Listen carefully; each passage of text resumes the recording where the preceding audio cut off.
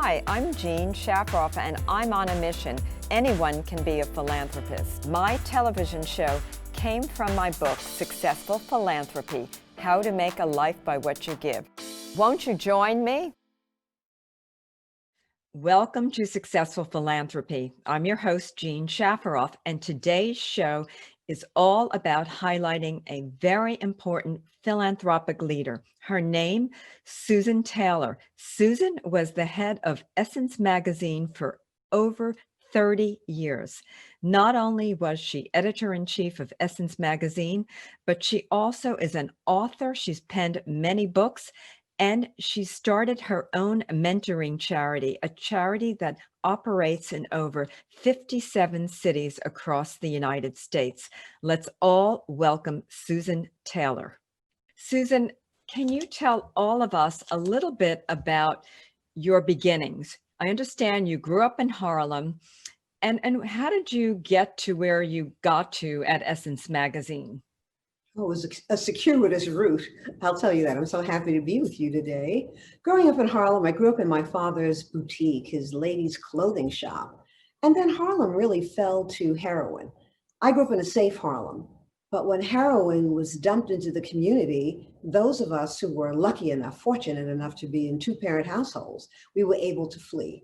And so we moved out to Queens, and that's where I went to high school and graduated from high school. I thought I wanted to be an actress, Jean, but guess what? I wasn't a good actress, and I quickly learned that.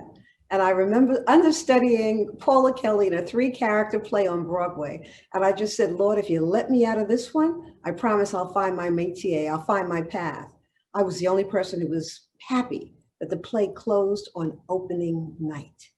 And with that, I went to beauty school. I started a cosmetics company, and that led me to Essence, where I became the beauty editor of the magazine first, then the fashion and beauty editor, positions I served in for 10 years, and then moved into the editor-in-chief's position and then editorial director. So I really led the magazine in the chief editorial position for 27 of my 37 years there. Which is a very long time to be absolutely anywhere. And now you, as a woman in great power during all of those years, who did you interface with? I understand you were at the top of the publishing world as Susan Taylor. Who did you interface with, and what kind of things did you do in that position that you can talk about and share with all of us? You know, I remember the first time I was invited to the White House, it was by Barbara Bush, which was extraordinary. The first time I met Hillary Clinton. All the women's magazine editors were invited to the Waldorf Astoria to an exquisite luncheon.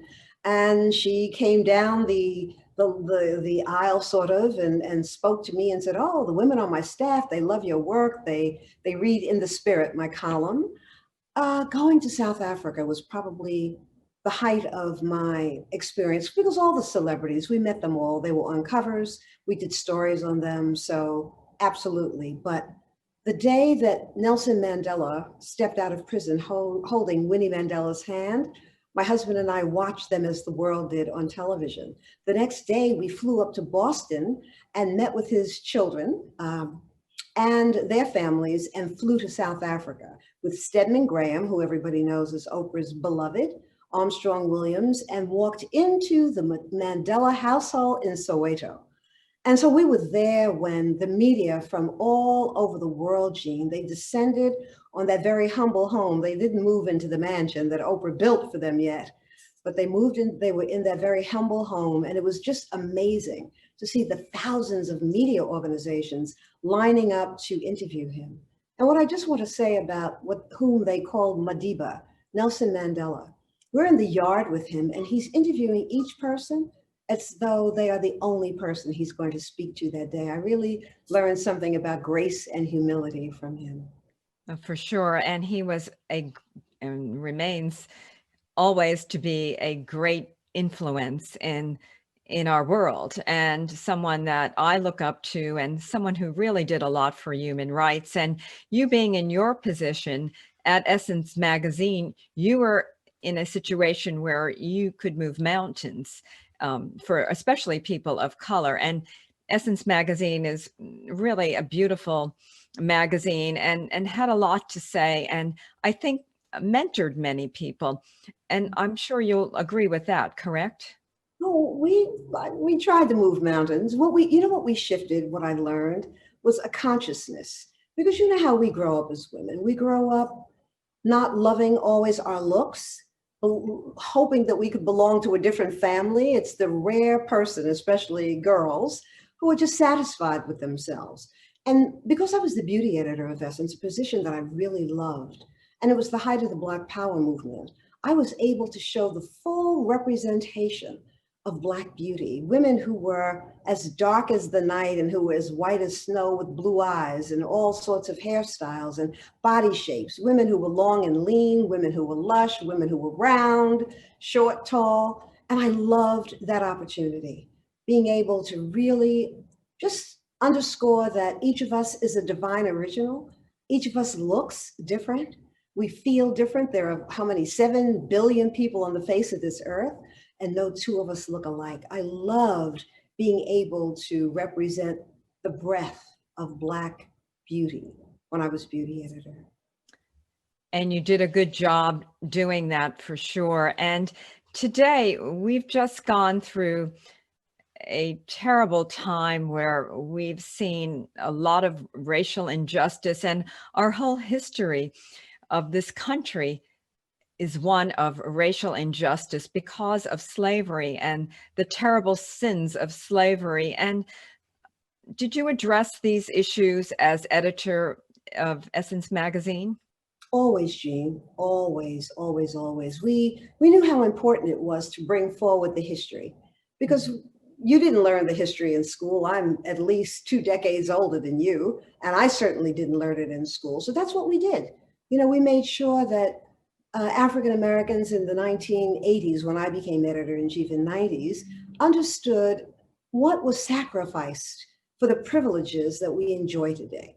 And I think that's really what all Americans need to understand. The history of African Americans is totally unknown.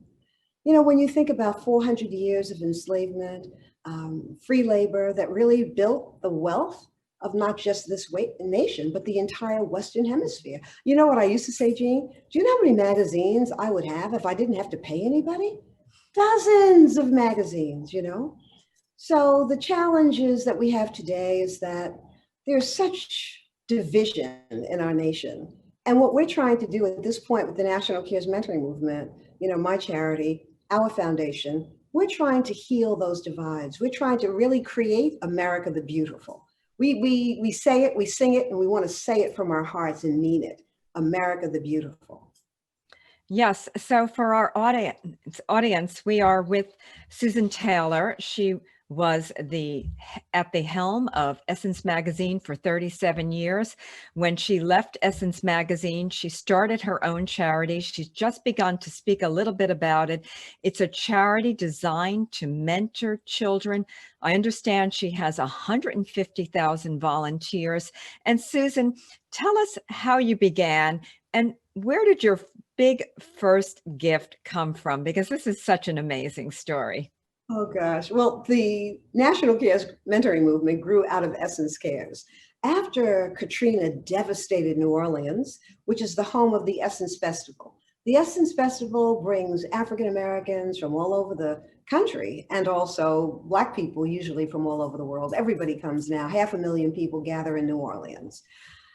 Katrina devastated that city, and we lost so many of the people, the hundreds of people who helped, thousands who helped us to launch it and produce the festival. And so I said to the Essence family, we have to do more than just have this. We have to have a party with a deeper purpose. So that gave birth to Essence Cares, a call to action to Black Americans to go back to their respective cities and to mentor the children in their cities. Well, because when the call goes out for mentors, Jean, it's white women who are the first responders, and then white men, Black women, and Black men. And we need mentors in reverse order. Black children need to know that there's a Black community that cares deeply about them. And we're not showing up because we don't care. It's just that it's overwhelming. No matter where you find yourself in this nation as an African American, there are burdens that you carry that we hardly ever speak about.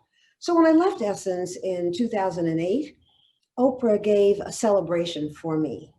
And that celebration was an amazing night. People gathered here in my home, the high-end people who gave good money. And then we went down and had a bigger party for the Essence staff and others who contributed. And that night, on the phone, she had said to me, well, what are you trying to raise? And I said, well, I really want to raise $500,000. She got up on the stage that night and she said, Susan told me she was trying to raise $500,000, but we can't have her run because we're in 58 cities now. I don't want to see her running all over the country trying to raise money. I'm going to double the amount that I know she's aiming at tonight. And we're going to give you $1 million. I mean, it took the air out of the room. We were just stunned. So my husband and I were really the funders at the level that we were able to do of the National Cares Mentoring Movement until Oprah stepped in. And you know what else she did? What else she did, Jean, when she had that relationship with Starbucks. Do you remember that? Oprah's Yes. chai tea Mm-hmm.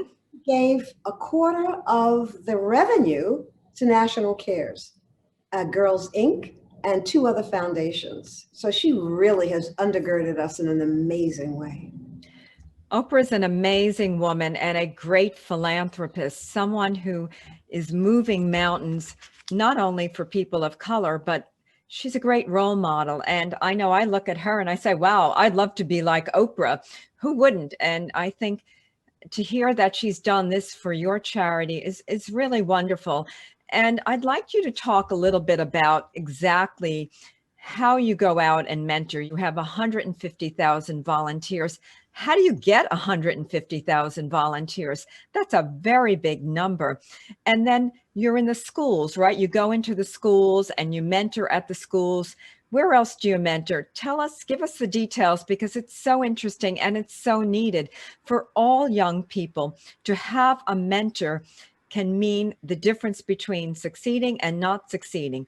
All of us have to believe in ourselves. When we're young, we have to have someone around us, a parent, a sibling, a teacher, somebody who believes in us, and then we must believe in ourselves. So what Susan's charity is doing is changing lives the way that lives have to be changed. So Susan, tell us more, because this is so interesting. It's so important. And your work needs to go on forever and ever. Oh, Jean, thank you. It started just as CARES across the country, 58 cities, recruiting mentors. What we were doing was recruiting mentors. We would go to galas, we would go to NAACP meetings, we would go to churches and recruit Black people to step into able, stable Black people, middle class and wealthy Black people, to really step into the communities that we all emerged from at some point, maybe a generation 2 or 3 ago.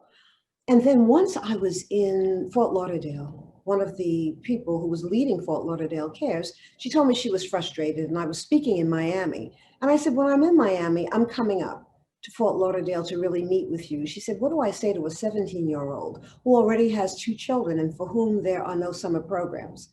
I was incredulous, 17 and 2 children. What I saw there at the Seagull School took my breath away. I saw teenagers wrestling book bags, baby bags, car seats, and babies onto school buses.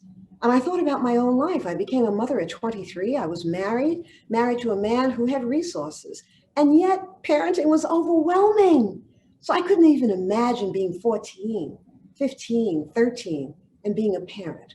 The next day I was speaking to a group of very, very highly resourced women in Miami. It was the Miami Women's Foundation or something.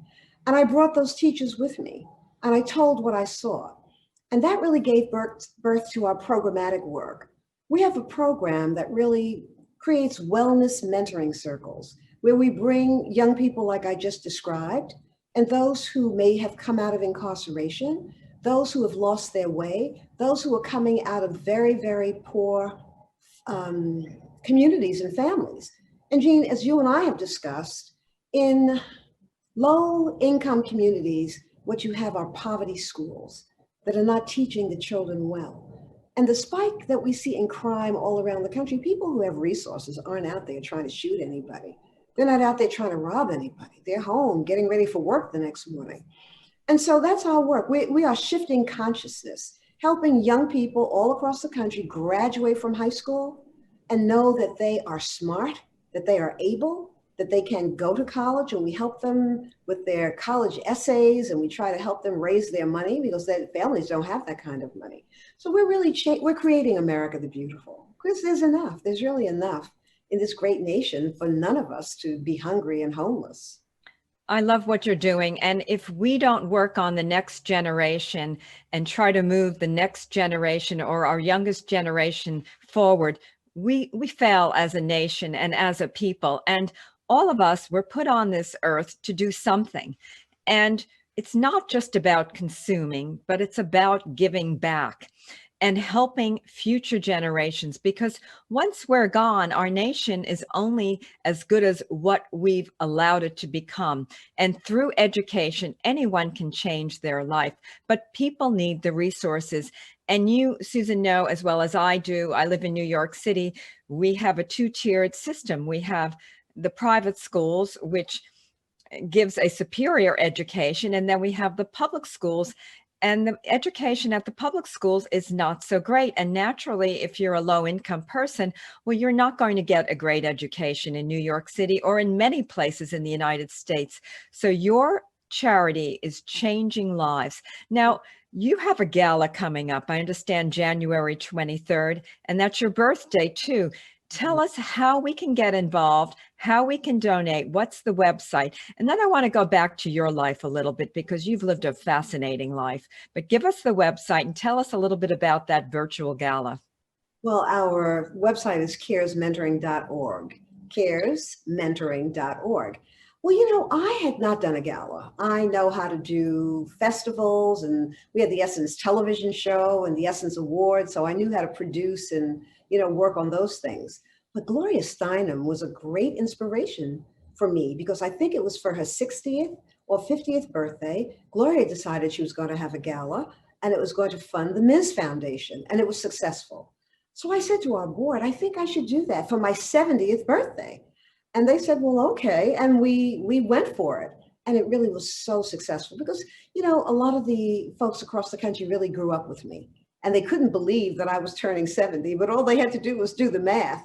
So now my 75th birthday, Jean, I don't know where the time goes. Lord of mercy. Oh, you look so young. Oh my God, please. You 75. really look amazing. No one would ever think that you're going to turn 75.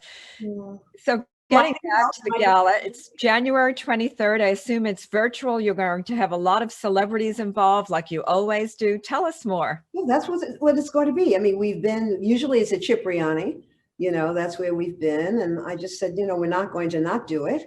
Alicia Keys is going to be with us, and Danny Glover, and a whole host of other people. And well, it's going to be short. Our galas can be 2.5 hours, so we don't have to feed anybody, and we can use all the money that we make to try to change lives. They are graduating young people from schools in our New York City who are reading at a second grade level. If you're reading at a second grade level and you're graduating from high school, you know where you're going to end up. You cannot find a job. You're going to end up committing a crime, and you're going to end up in prison. And so what we're trying to do is really just damp that prison pipeline. So the gala it's a fabulous night. I can send you the information, and you can go to our website, caresmentoring.org, and people can come on board and see. We love corporate sponsorship. Right now, the highest level is $100,000, and FedEx is at that level. Bless them. Robert Smith, the philanthropist, probably will come back again. He was an honoree last year, our honoree. This year, we're not going to honor people. I want to keep it short.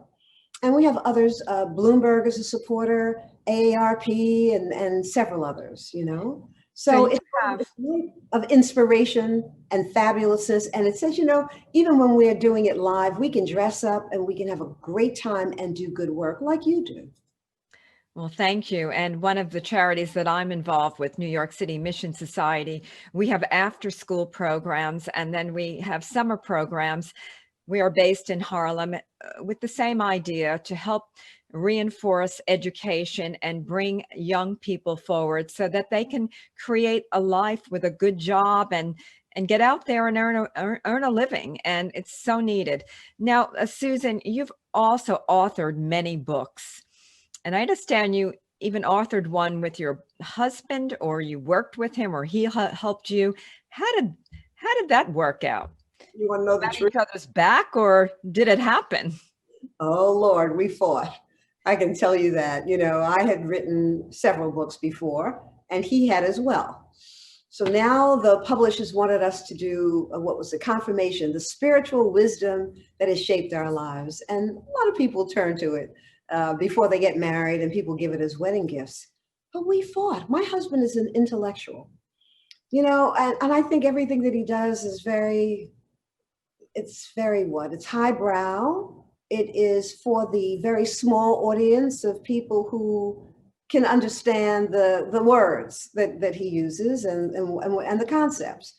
I'm used to speaking to a broad audience, a very broad audience, a popular audience. So he thought mine was going to be mundane, and I thought his was going to be so erudite that nobody could understand it. So after we fought a little bit, we met in the middle, and we really created a very good book, I must say.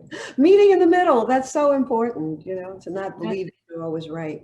And how can our viewers buy one of your books? Are you on Amazon and Barnes and Noble, or do you sell privately? Because people during this period, during this horrible pandemic, we have time on our hands and people want to learn. All my books are at Amazon. They're all on Amazon.com. The one that I think most people turn to is In the Spirit. In the Spirit, the spiritual, no, that's right, In the Spirit. It really comes from the writings that I did over years at Essence. And that really kind of elevated my popularity. Because at that time, Jean, when I became editor-in-chief of the magazine in 1981, there were no writings in popular magazines in this nation, or probably anywhere in the world, that were about spirituality. Mm-hmm. And so I didn't come to that publication and that job with a lot of confidence. I was the beauty and fashion editor. I hadn't gone to college when I became the editor-in-chief of the magazine. I was like, I'm succeeding Marsha Ann Gillespie. What could I ever write about? But you're going to write about what you care about most and what you know, spirituality. And it just was amazing how popular that column became. I did go back to school, Fordham University. I was well into my editorship. I was probably, my late 40s when I went back to school, and I went nights and early mornings and weekends. And then I went on to Union Theological Seminary. So I, went back to school. And that's just for us to say that it's never too late to do anything that you have in heart and mind. So interesting. And it sounds like you're a religious woman, and that religion and God has played a role in your success and in everything you do. And I like that very much. And what words would you give to someone just beginning their career? Here we are in the middle of a pandemic. Millions of people have lost their jobs. Millions of people are on food lines. We have a situation in our country where Feeding America says 50 million people are food insecure, which means they don't have enough food for their families. What advice do you give to someone just starting out? I'd like to hear, and I would want you to tell our audience, because we have many young people who watch this show, and they want to hear from someone like you. You are a leader for sure. You're a leader in the Black community. You're someone that so many people look up to. You've done a lot. Sounds like you've worked 24/7 your entire life. So we want to hear from you, Susan. Well, I'm not a religious person. I grew up going to Catholic schools, and I would say that what I've learned, I never heard. I grew up during Vatican I, so we went to church 7 days a week. The nuns took attendance, but I never heard that there was anything divine about me. I thought the nuns and the priests had the direct line to the Holy Spirit. What I learned and what I would impart to young people is that you really are more than enough, and that you have everything you need within you. And not just to young people. Life is not a playground, it's a schoolroom. And we're not punished for our mistakes. That's our invention of the entity we call God. We think about this punishing God. You make a mistake and you're going to burn in hell. That's the kind of thing that I kind of learned up. My father was a sinner because he didn't go to Catholic church every Sunday. He was a Methodist, came from the Caribbean. So I would want young people and all of us to remember. I say this, it's easy to speak it, it's more difficult to write it, it's ever more challenging to live it. That life is a flow, and we want to get in that flow. There are times our lives fall apart, we fall off the raft, we skin our heads, we bump our knees on the rocks, but we can always get back on that raft and in the flow again. It's never too late to really get going again and to not give up hope. And that's what we do. We give up hope when trouble comes. Nobody lives this life without struggle. And so true. And for our viewers, we are with Susan Taylor. She was the head of Essence Magazine for 37 years, as editor-in-chief for 17 of those years. And Susan's been talking about her life, the work she's done with her mentoring charity, the book she's written, and then been giving advice. And a little advice from Jean Shafiroff to our young viewers: believe in yourself. If you make a mistake, pick yourself up and go forward. We all make mistakes. None of us are perfect. No one is going to criticize you and put you down because you made a mistake when you were younger. We all make mistakes. You get up and you believe in yourself. And Susan, one final word. You are such an inspiration. Moving forward, what are your plans? We have 50 seconds. Oh, Jean, I had 50 seconds. Let me underscore what you just said, that people may criticize you, but I always say that what people feel about me is none of my business. So your business is your wellness, your health, your emotional wellness. That's what I want to leave people with. Work on your emotional wellness, because when you're emotionally well, everything else works in what I call divine right order. That's really so well put.